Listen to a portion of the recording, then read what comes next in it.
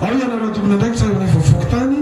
vahiny nasaina manokana ianareo tompona andraikitra ara-pampilena tokolasy toko vavy ny voalohany dia ny fisaorana an'Andriamanitra satria tsara ny vokatra misy vanim-potoana noho ny fiovaovan'ny toetrandro noho ny olana teo amin'ny fitantanana ny rano dia tsy nanana vokatra tsika fa tamin'ity taon'ity kosa dia raha tsika nahita fa notivetany raha natsakaina ka androany no anehoantsika raha nisy ny fizarana masom-boly teo anivo fiadidinan'ny commune dia hitatsika tsara zao ny vokatra avy ny tsindravaritsika ny velyvaritsika ny totovaritsika ary ny fampizara varitsika zavatra maromaro samihafa zany zavatra rehetra zany ary zany nefa tsy tonga foana raha tsy ao ny fanomezan-tanana ho atsika rehetra mpiantsehatra ety anivon'ny fambolena sy ny fiompiana anisan'ny mpakadin'ny commune Sabotsilamena rehefa niditra tamin'ny fitantanana faharoa no nametraka manokana ny anajana ny tontolo ambany vohatra satria isika miaina amin'ny tontolo ambany vohatra ka mahafaly anay eo amin'ny fiadidinan'ny commune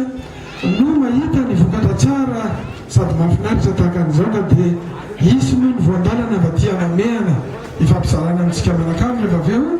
dia ny internet hoe minanafinaritra tompolahy minanafinaritra tompom-bavy farany amin'ny fandraisam-pitenenana dia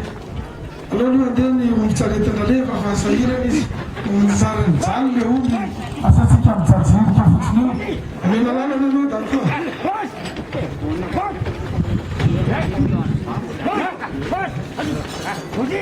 ny andalana rehefa tsy manina satria mbola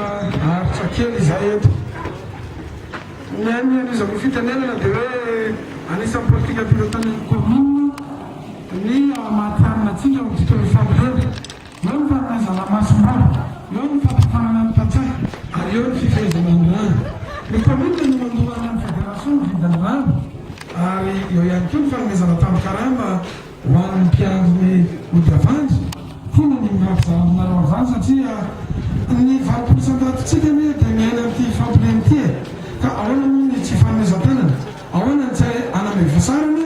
izany tontolo fambolena zany satria sady antom-pivelomana manamora ny fahasahiranana ihany koa ka ateto dia mampilisika hatrany izahay ao amin'ny fiadidinan'ny commune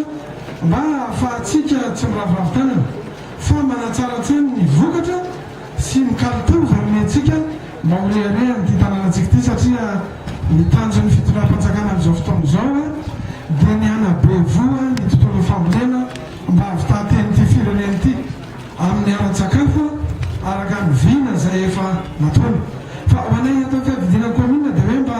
mitsaratsany ny vokatra androsoatrany ny commune afa-pahasahiranana ianareo amin'ny zavatra zay ataontsika ary indrindrandrindra izahay dia manome lanja manokana ny tontolon'ny fambolena sy ny fiompiana amin'ny commune ambanivohatra ka ampamarana beniteny dia mananitra ny fisaorana sy fakasitrahana ho anareo mpikarakara indrindrandrindra moa anareo solitenan'ny mpamboly sy mpamboly fa nafinaritra ary tsy nomenareo lanja maivamaiva fa nomenareo lanja maventy araka amin'ny fitenenana